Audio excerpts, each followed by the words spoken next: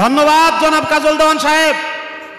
মারফতের ফকির সে গানও বড় চমৎকার গাইছে। ওই যে প্রথম দিকেই জানা করছি সে বড় তাই গাইছে, গাগা এটা তার ব্যাপার। আমি কোনো বাজে গান দিয়ে আপনাদের কাছে আমি গানের অপমান করতে চাই না। আমার গানগুলো সলিড গান থাকবে। দু একটি কথা এখানে না বললে নয়। কাবার দিকে পাও দিয়া ছিল এক পাগল, আর মাওলানা রুমি জালালউদ্দিন রুমি সে গেছে হজ করতে, যায় দেখে কাবার দিকে পাও দিয়া বসে রয়েছে। জিজ্ঞাসা করে এই দিকে পাও দিছো কেন, এইদিকে কাবা? কয় আল্লাহ কোন দিকে নাই, ওই দিকে আমার পাওটা ঘুরে দাও। পাগলাই কয় মাওলানা জালালউদ্দিন রুমি বিপদে পড়ে গেছে। সব দিকেই তো আল্লাহ, আল্লাহ করলে শাহিন মহিদ, সব জায়গায় আল্লাহ বিরাজমান। যদি সব দিকেই আল্লাহ থাকে তাহলে এই দিকে পাও দিলে দোষ কি? আসলে বিষয়টা তা না, প্রত্যেক দিকেই আল্লাহ আছে। তারপরেও পশ্চিম দিকে অর্থাৎ কাবার দিকে পাও দেওয়া যাবে না, কারণ কাবা হলো আমাদের কেবলা। কেবলা, এই কাবার ইজ্জত করার জন্য পশ্চিম দিকে পাও দিয়া শোয়া নিষেধ। যারা বুঝে, যারা জানে তারা পশ্চিম দিকে পাও দেয় না। আর যারা পাগল ছাগল তাগল কোনো গুয়াবাতা নাই, যেদিকে ইচ্ছা সেদিকে কিন্তু দিয়া শুইতে পারে। একটা কথাই আছে না, পাগলে কি না কয় আর ছাগলে কি না খায়। মাওলানা জালালউদ্দিন রুমি সে এতবার একজন মাওলানা, আর শামসুস তাবরেজ একজন পাগল, সে মজজুব আউলিয়া আমি স্বীকার করি। আর সে বলছে মদান, অবশেষ সে মদ নিয়ে আসলো। কিভাবে মদ আনলো?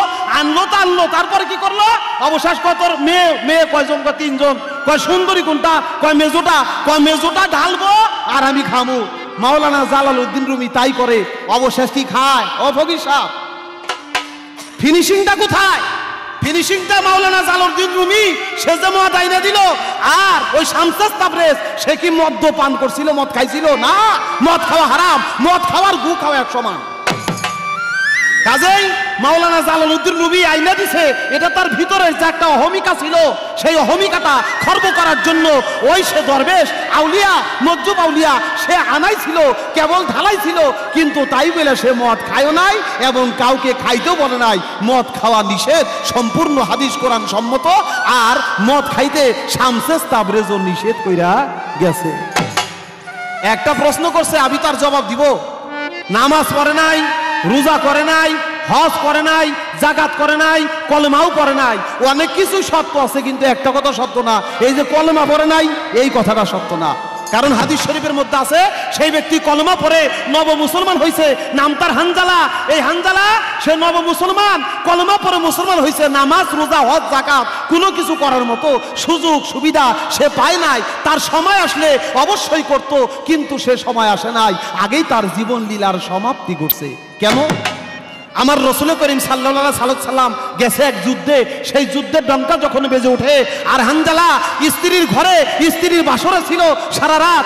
ওই ঢোলের বাড়ি শুনে, যখন ওই ডঙ্কার আওয়াজ শুনে, যুদ্ধের আওয়াজ শুনে, বলে কোথায় যুদ্ধ? কয় মদিনায়। যে কার সাথে? যে আমার রসুলের সাথে। তার স্ত্রী যখন বলে রসুলের সাথে, কয় যেই রসুলের জন্য আমি এত সুন্দর একটা ইসলাম ধর্ম পেলাম, আমি কলমা তো লা ইলাহা ইল্লাল্লাহু মুহাম্মাদুর রাসূলুল্লাহ পাঠ করলাম, সেই নবীর সাথে যুদ্ধ, আমি থাকবো বিবিলে শুয়া, এটা আর হবে না, আমি আর থাকতে চাই না, আমার প্রয়োজনে প্রাণ বিসর্জন দিব। দৌড়াইয়া চলে যায়। যাইতে যাইতে দেখে এক কাফের আমার নবীকে মারার জন্য তলোয়ার নিয়া ভাই আসছে। আর যাইয়াই হানজালা তার মাথাটা বাড়াইয়া দেয়, আর ও যেই কোপ আমার রসুলের উপরে পড়বে, সেই কোপ যায় পরে হানজালার উপরে। হানজালা শহীদ হয়ে যায়। সে শহীদানের জন্য আল্লাহ পাক সমস্ত গুনাহ ক্ষমা করে দিয়েছে। হানজালা শহীদ হয়ে গেছে বিদায়, শহীদানের মর্তবা অনেক বড়, সে বিনে হিসেবে জান্নাত যাবে। নামাজ পড়ে নাই, রোজা করে নাই, হজ করে নাই, জাকাত করে নাই, তার জন্য জান্নাতে যাবে না, নাউজুবিল্লাহ মিন যালিক। এই কথা আমরা কোনোদিন মানতে পারি না, এটা হাদিস কোরআনের মধ্যে নাই। সে শহীদ হয়ে গেছে, শহীদানের মর্তবা পাইছে বিদায়, সে যাবে জান্নাতে। একটা কথা, আমার নবী করিম সাল্লাল্লাহু আলাইহি সাল্লামের কাছে এক ব্যক্তি, এক মহিলা সে গেছে, যে বলে ইয়া রাসূলুল্লাহ আমি তো একটা মানত করছি। মানত করছো? এখন মানত করাটা হইল সুন্নত, আর মানত আদায় করাটা কিন্তু ওয়াজিব। মানত করে তা আদায় করতে হয়, তুমি তা কইরা ফেলাও। কয় ইয়া রাসূলুল্লাহ আমার মানতটা আগে শুনেন, আমি বড় খারাপ মানত করছি। কি মানত? কয় মানতরা করছি হইলো আমার ছেলে ছিল খুব অসুস্থ, কোনো মতেই যখন অসুখ সারে না, অবশেষে আমি মানত করছি আমার ছেলেটা যদি রোগ মুক্ত হয়ে যায় তাহলে আমি ওই ছেলে আমি মানুষের পায়খানা খাবো, গু খাবো। আমার রসুল কয় মানত করছো, মানত পূর্ণ করো। কয় ইয়া রাসূলুল্লাহ, আমার যে গিন্ডা করে গু খাওয়া এটা কি সম্ভব? এটা তো সম্ভব না। মানত করার সময় করছি, হুশে বেহুশে করে ফেলাইছি, এখন আমি কি করব আপনি কয়ে দেন। আমার রসুল কয় তোমার মানত পূর্ণ করতে হবে। কয় আমার তো ঘৃণা লাগে, আমি তো খাইতে পারি না, এখন আমি কি করব? আমার রসুল কয় তাহলে এক কাজ করো, রোজার মাস পর্যন্ত অপেক্ষা করো। কয় তারপরে? কয় রোজার মাসে তুমি ঘুরা ঘুরা দেখবা কারা রোজা থাকে না।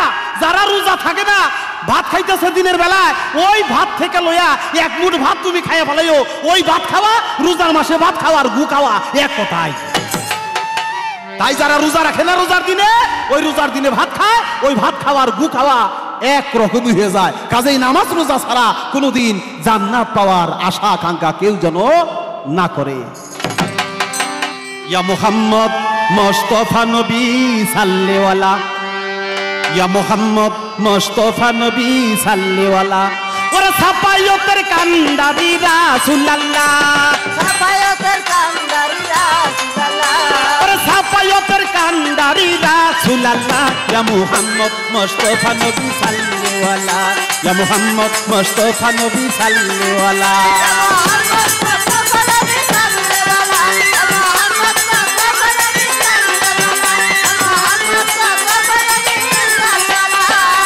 খোদারি খাস নূরে তৈয়ারি যিনি, শাহাদাতের বাণী যার মুখে শুনি। খোদারি খাস নূরে তৈয়ারি যিনি, শাহাদাতের বাণী যার মুখে শুনি। নবী ওয়াও ওয়াও নবীজি, নবী প্যারে হাবিব হাবিব হাবিব। খোদারি খাস নূরে তৈয়ারি যিনি, শাহাদাতের বাণী যার মুখে শুনি। দুসরা কোনো মাবুদ নাই, দুসরা কোনো মাবুদ নাই, দুসরা কোনো মাবুদ নাই এক আল্লাহ, দুসরা কোনো মাবুদ নাই এক আল্লাহ, হায় দুসরা কোনো মাবুদ নাই এক আল্লাহ। ইয়া মুহাম্মদ মুস্তাফা নবী সাল্লেওয়ালা, ইয়া মুহাম্মদ মুস্তাফা নবী সাল্লেওয়ালা।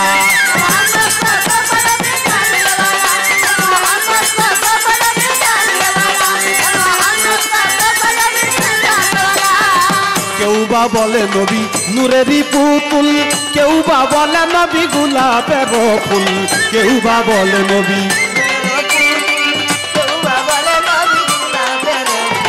কেউ বা বলে নবী নূরেরই পুতুল, কেউ বা বলে নবী গোলাপের ফুল। নহে গোলাপ নহে পুতুল, নহে গোলাপ নহে পুতুল, আরে নহে গোলাপ নহে পুতুল, শুধু নূর আল্লাহ। নহে গোলাপ নহে পুতুল, শুধু নূর আল্লাহ। হায় হায় নহে গোলাপ নহে পুতুল, শুধু নূর আল্লাহ। ইয়া মুহাম্মদ মুস্তাফা নবী সাল্লেওয়ালা, ইয়া মুহাম্মদ মুস্তাফা নবী সাল্লেওয়ালা। সাফায়তের কান্ডারি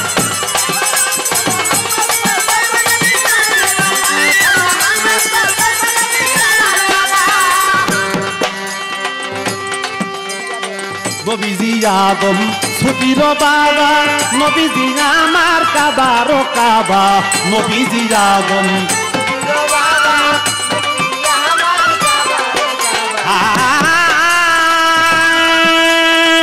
নবী ওয়াও ওয়াও নবীজি, নবী নবী নবী নবীজি নবীজি আদম ছুটির বাবা, নবীজি আমার কাবার কাবা। নবীজি আদম ছুটির বাবা, নবীজি আমার কাবার কাবা। নুন নবীজি প্রেমে কাবা, নবীজি প্রেমে কাবা, নুন নবীজি প্রেমে কাবা হইয়াছে কালা। নবীজি প্রেমে কাবা হইয়াছে কালা, নুন নবীজি প্রেমে কাবা হইয়াছে কালা। ইয়া মুহাম্মদ মুস্তাফা নবী সাল্লেওয়ালা, ইয়া মুহাম্মদ মুস্তাফা নবী সাল্লেওয়ালা।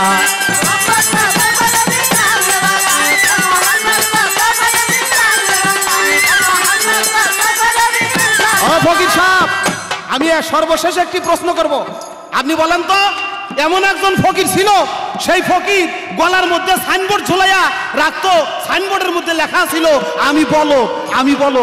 সে এত বড় একজন আল্লাহর ওলি, একজন মানুষ হইয়া তারপরেও সে একটা গরু, তার কারণ কি? সে কে?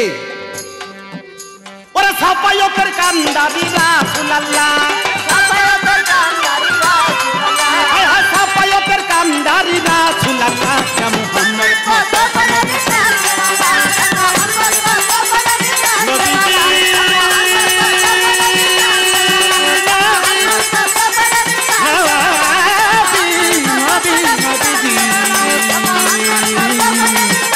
प्यारे हबीब नबी नबी